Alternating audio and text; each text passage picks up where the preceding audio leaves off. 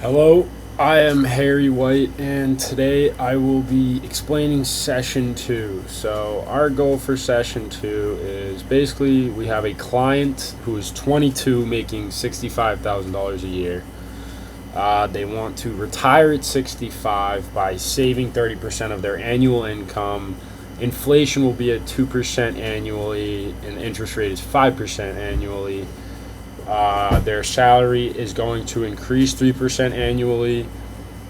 And my suggestions to them are investing 60% of savings in stock and 40% in bonds.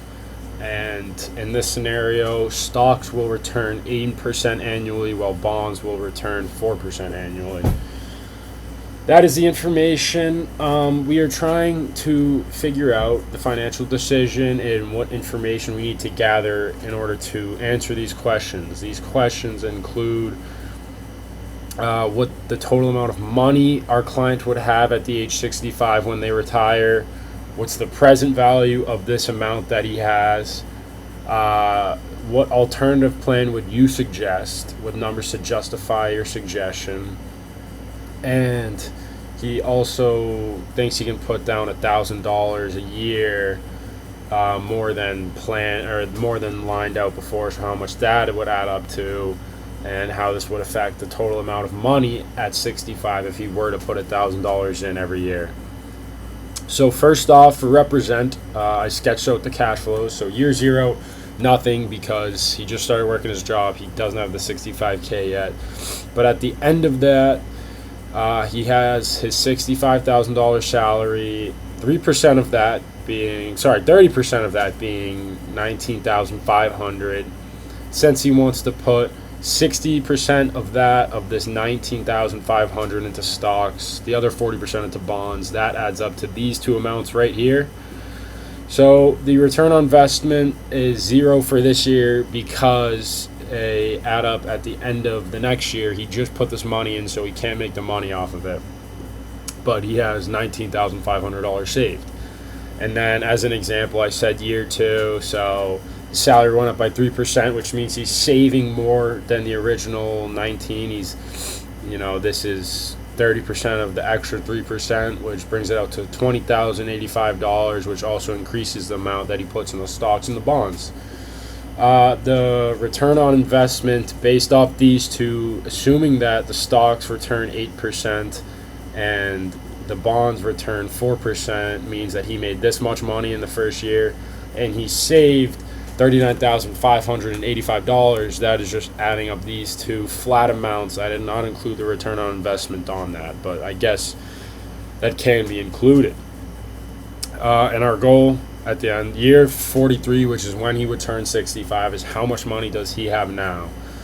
So for implement, we have to build the analysis and explain the financial logic and the code. So in order to figure out the solution, I used Gemini.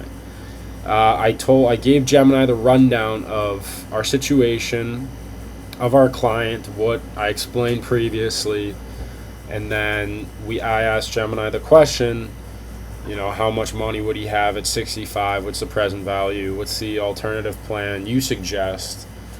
And the $1,000 extra annually. I asked Gemini, can you write a code using KISS, keep it simple, stupid, to answer the different questions I asked you? So Gemini explained it to me. Down here we have the code that I did put into Google, but just to run down what Gemini was breaking down, it used a weighted average return. I did not know, I have never learned about this in previous classes before. It got cut off here, but basically what it just put together the return. It's the 60%, basically it just ran down the 40% in bonds that are returning 4% annually and the 60% in stocks that returns 8% annually. So it uses that, and 43 years, like I said before, that is when he will retire. So this is the equation for the future value in year 43. P1 being the first payment, G, all of this, and of the number of years, which we put in 43. And, it does it exponentially because his salary is growing over time, and he's going to make more money per year because he's putting in more money per year. Gives us this, calculated the future value at this, even though this is not correct. I checked it over and I looked at other sources. This is not correct, but this is what Gemini thought. So it ran down that, but then the more important part, it gave us the Python code. Can run down a little bit of it. It has all the information, basically the growth rate, inflation, interest rates, every kind of thing that you would need to calculate these values. This is the original plan, the one that we are assuming is correct, the present value for what it would be worth right now, stock allocation, the alternative plan, things like that. I'll go over that in a little bit, but coming over here to our code in Google Colab, calculates all of this. Original plan, obviously. So it answered question 1, how much it would have at age 65. Calculated that he would have $6,216,893.49. So if he were to save and the stocks and bonds produced what they were assumed to produce, this is the amount he would have at retirement, which is a great deal of money. And then it calculated the present amount. If this was today, he would have $2,653,175.89. Basically calculating off of this, the present value, which we saw before, using inflation rate, years to retirement, things like that, using to calculate this amount. So we can go back here. So I can go to validate real quickly before I break down the other amounts. So I wanted to verify the total savings at age 65 because 6.2 million sounded like a lot of money. So I utilized ChatGPT, another AI source, to build me another code, giving it the same information I gave Gemini. And I put this into Colab, gave me the same amount, verifying that it is correct. Mathematically, everything is correct, and this is the right answer. Alternative plan. So Gemini suggested that he put 80% of his set-aside money, the 30% of his annual income, into stocks because they produce more, and only 20% into bonds rather than the 40% he had initially. Breaking this down, this is an ideal thing, assuming that they still return the 8% and the 4%. It's a no-brainer to put 80%, but even 100% into stocks. It is a riskier approach, so if he was looking to produce the maximum amount of money he could, this is the way to do it in an ideal world. I don't think it is the smartest thing. This is a retirement plan. It's probably smarter to put more of your money into bonds and long-term growth things, like bonds or mutual funds, things like that are slow grow but more,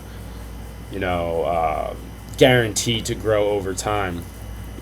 So the alternative plan, you can have multiple of them, but with this alternate plan, he saved $7,574,182.75, which is quite larger than the original plan. It is $1.3 million higher than the original plan, which is a big amount.